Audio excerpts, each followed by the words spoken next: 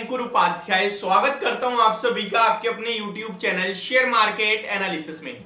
जो अपडेट आज मैं देने जा रहा हूं ना, लिटरली इस अपडेट का मेरे को इतनी ज्यादा खुशी है कि आप सोच नहीं सकते। ये अपडेट सुनने के बाद आप भी बहुत खुश होने वाले हो।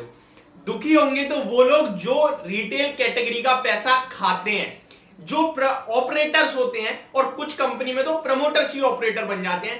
रिटेल कैटेगरी का पैसा ना उन्हें बहुत सस्ता लगता है, और प्रॉब्लम हम लोगों की भी है कि हम लोग जहां छोटा स्टॉक देखा नहीं वहीं खरीद लिया और फिर हम फंस गए। अब देखिए, इसी से रिलेटेड सेबी का आज एक नया रूल आ गया है, पास हो गया है और लागू हो चुका है, और ये बेहद बेहद खुशी वाली बात है। स्टार्ट करते हैं, समझाता हूं एक एक करके सारे के सारे पॉइंट्स की क्या है नया रूल और कैसे काम करेगा।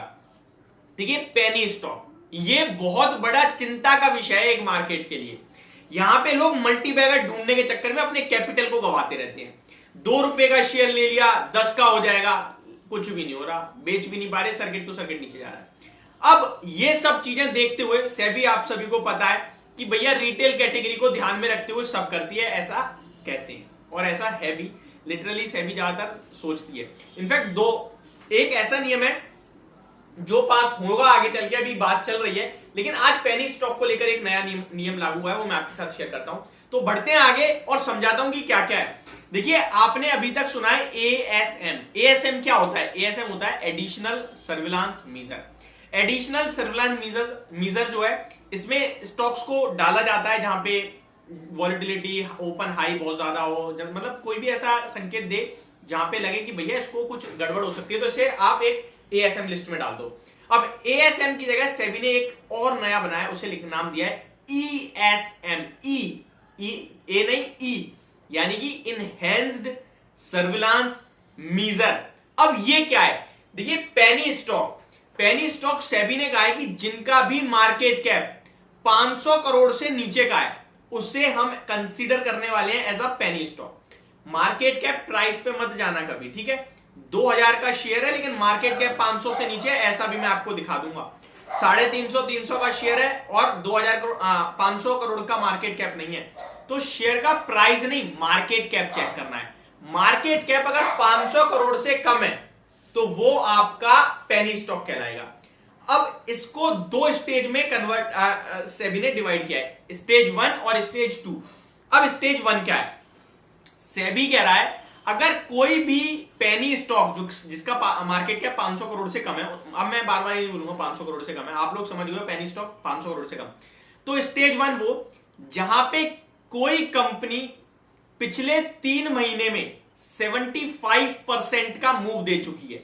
यानी कि आप मान के चलिए 100 रुपए का शेयर था, 175 का हो गया और अभी दोबारा 150 120 जो भी ट्रेड कर रहा है, यानी 3 महीने की जो बदलाव है, 3 महीने की रेंज में जो मूव है, वो अगर 75% से ज्यादा है तो ये हो गया आपके लिए, मतलब कैटेगरी में आ गया है स्टेज 1 की। प्लस 6 महीने में अगर 100% से ज्यादा का बदलाव है, यानी स्टॉक का भाव दिसंबर में आपका 100 रुपए था, जून में स्टॉक का भाव 50 रुपए है, या फिर आप ये मान लीजिए मार्च में स्टॉक 200 दिखा के अभी दोबारा 100 आ गया है, यानी ओवरऑल पूरी जो बदलाव है वो 100% हो चुका है पिछले 6 महीने में, तो ये भी कैंडिडेट है।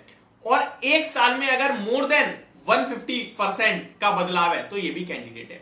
अब अगर स्टेज 1 में आ जाएगा तो होगा क्या, ये समझिए। अभी तक क्या होता है, एक शेयर कितना भी मल्टीबैगर बन जाता है, 5% के डेली बेसिस सर्किट पे भागता ही चला जा रहा है, कोई नियम कायदे कानून ही नहीं है, भागता ही चला जा रहा है, ठीक है? तो अब सुनिए ध्यान से, जैसे ही ये स्टॉक इन किसी भी कैटेगरी में घुसता है तो इसको ईएसएम में डाला जाएगा, यानी इनहेंस्ड सर्विलांस मीजर में। अब जब ये ईएसएम में जाएगा तो क्या होगा, बदलाव सुनिए। पहली बात तो इनका सर्किट लग जाएगा 5% का, इससे ऊपर ये नहीं सर्किट लगा सकते, 20% या 10% नहीं, 5% का सर्किट हो जाएगा, ठीक? तो ये सबसे बड़ी बात है।